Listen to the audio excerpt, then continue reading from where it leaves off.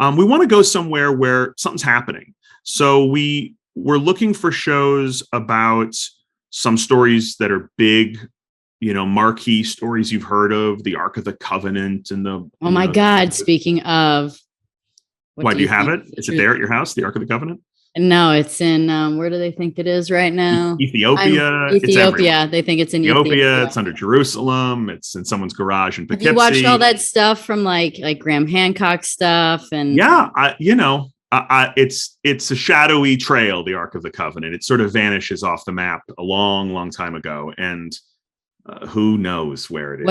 What do you think it is? I mean, at base level, I think there was a box that was venerated, that was kept in the Temple of Solomon, that was believed by the Hebrews to be the box that contained the broken tablets of the Ten Commandments, and what else is in there? The broken staff of Aaron is in there, and some manna. And I whether or not that's what was in there, there are lots of objects that are venerated that they're like, that's what that thing is. So yes, for sure, there was a chest that was in that temple, and that temple was destroyed, and Jerusalem was sacked and was then resacked. And, over the history of Jerusalem is like, the Babylonians are here, and the Arabs are here, and the Christians are here, and then the Arabs are here again. And, it's like it goes back and forth and back and forth. And so, where does it go in all of that? I don't know. It's a pretty shadowy trail. There are these whisperings. Oh, maybe it went here. Maybe it went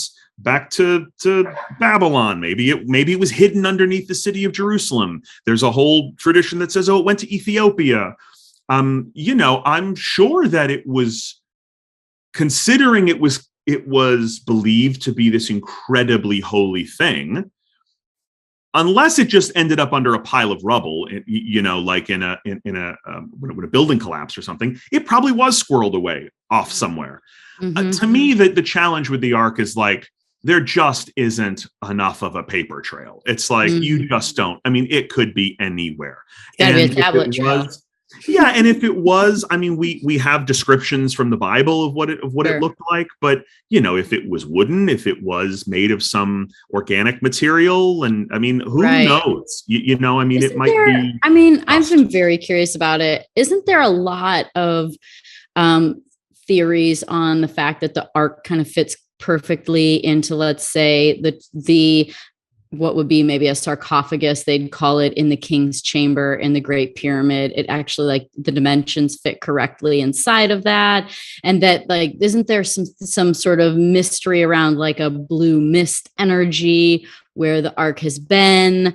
I mean, there. And then why did people get sick around it too? Because there's old stories about people not wanting to be around the Ark because it was killing people. Well, power of God type stuff. I mean, this is the kind of like, this is the thing about the Ark, and it's the thing about, there are a number of things like the Ark that people just kind of graft onto, and the Great Pyramid is like this as well. These objects or these constructions that are so mystical to people that kind of, your head spins, and people concoct a lot of theories about what they are and how they were built and what they were used for.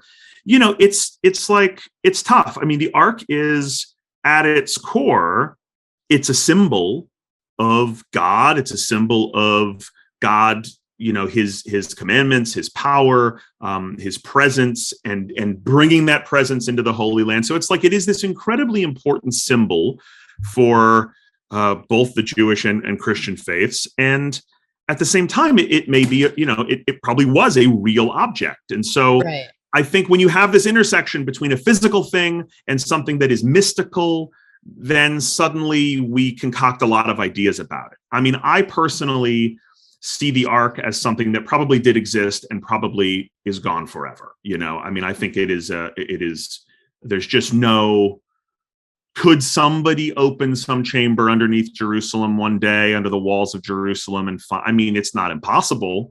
It certainly is a very particular looking object, the way that it's described, with these angel wings and these, on top. But if I was a betting man, I would say the Ark is vanished into the pages. Well, what the hell are you going on an expedition for? That's a good question. That's a great question. But this is kind of what the show's about. It's like it's kind of about this exact conversation, which is like, we all know the Ark. Most of us know it from Temple or Sunday School or Indiana Jones. What's the deal with the Ark, right? I mean, that is kind of also at the core of our show, is this exploration of what's the real deal with object X or with mystery Y, right? So we'll go looking for things where there's a story that or you think and then we get into, well, what's real, or what can we really say? We're doing a show right now on Moses. Speaking of the Ark, we're doing a show on mysteries of Moses, and the Ark is part of that, but only sort of tangentially, really. That there's this other big thing, which is like, was Moses a real person? Like, is there a historical Moses? Like, was there a guy who genuinely was raised with the Pharaoh in Egypt, right? Figured out he was Hebrew, or that he was a Semite, figured out that he was not an Egyptian, saw these Egyptian slaves being mistreated, and said, "Let my people go. We're getting out of here. We're going to the Holy Land." Like, did any of that really historically happen? Right. Yeah. So that's a huge, difficult question.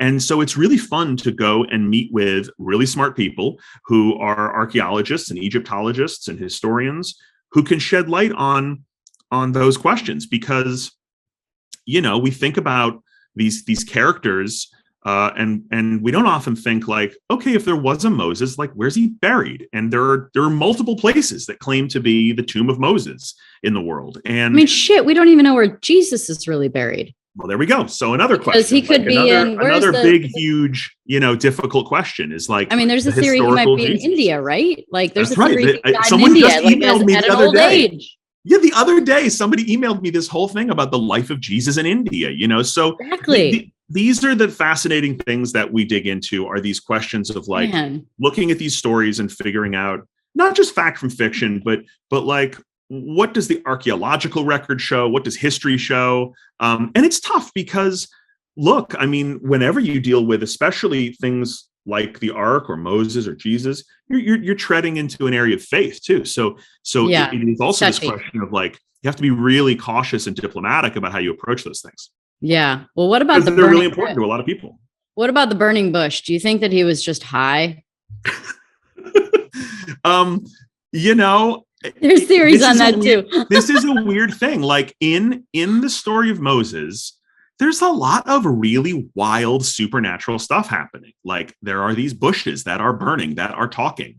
There are staffs that are turning. I don't know. Have you ever been high before? Plagues. Sometimes a bush might talk to you. Right? There are these plagues. This whole situation in the story of Moses, where Moses says to the Pharaoh, "Look, let my people go, or God is really going to, whoop you."